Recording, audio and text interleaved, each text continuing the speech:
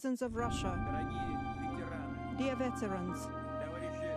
On May 9, Russian President Vladimir Putin had a major opportunity to escalate his war in Ukraine in a bid for a definitive victory. May is V, or Victory Day in Europe. The Soviet Union defeated Nazi Germany that day in 1945, and it is a major holiday now. It was widely suspected that Putin would use the holiday to call for mass mobilization or declare war. This would give Putin the legal room and political space to demand greater sacrifices from the Russian people, especially the use of conscripts in the war to solve Russia's growing manpower problem. Much to everyone's surprise, Putin made no such moves. He still seeks victory with the force committed to date. This is unlikely. The Russian offensive employed many of its best units at the start. That effort ground to a halt around Kiev, the Ukrainian capital, and Russia withdrew. The second phase of the war was Russia's more limited effort in the east, in Donbas. This has declined into small efforts to take small towns. At the start of this phase, there was large talk Russia might encircle a big part of the Ukrainian army east of the Dnieper River. This is now unlikely. Russia has not even completed the conquest of Mariupol. Ukraine has also begun to counterattack. A strategic victory, or at least breakthrough, looks increasingly unlikely with only the forces Putin has at hand. Yet he chose to avoid escalation. So the war seems increasingly like a stalemate. But Russia cannot win a war of attrition, given the massive Western economic and military support for Ukraine. Putin is stuck. Russia's population and gross domestic product are substantially larger than Ukraine's. Hence the general assumption, early in the war, was that Russia would win. Sheer weight favored Moscow, as did surprise. Yet Russian bungling its army's poor coordination, logistical failures, and overstretch squandered that opportunity. Russia is now sliding into a proxy war with the West. It obviously cannot sustain a military-economic race against the West in Ukraine. The West can arm and aid Ukraine far beyond what Russia can mobilize domestically, unless China jumps in to help in a big way, which is highly unlikely. The various political problems bedeviling the Western aid pipeline are being worked out.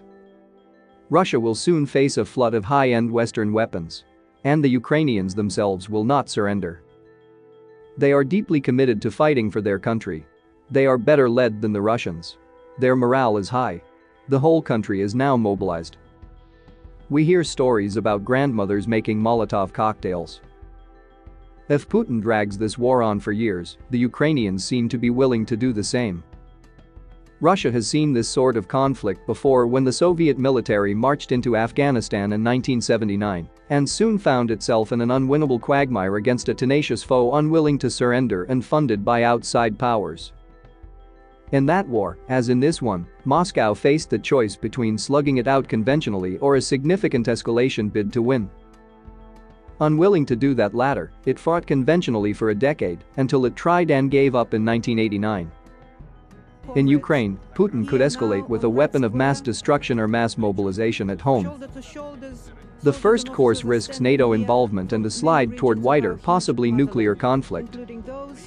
The second course means growing dislocation at home, worsened as the sanctions bite. The IMF is predicting an extreme contraction of the Russian economy. Putin's best shot is probably to stop the war before the costs get worse at home, and then to see if he can hold on to his gains. But even this would be hard. His conquests will not be recognized globally nor by Ukraine, as his snatching of Crimea in 2014 was not. Russia would face not a border, but a line of control running all through Ukraine.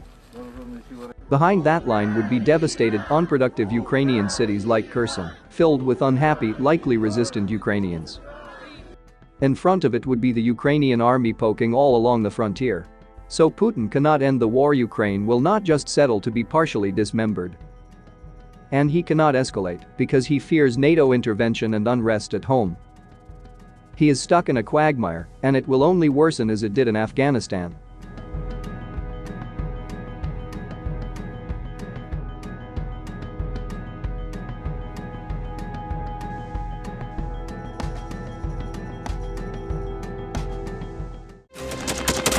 Thanks for watching, and don't forget to subscribe.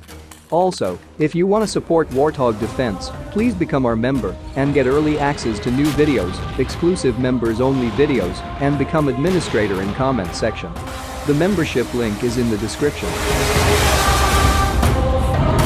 Rescues every day. We had a guy last week, it's 6 rescues in 6 days. You know, he's doing the job every day.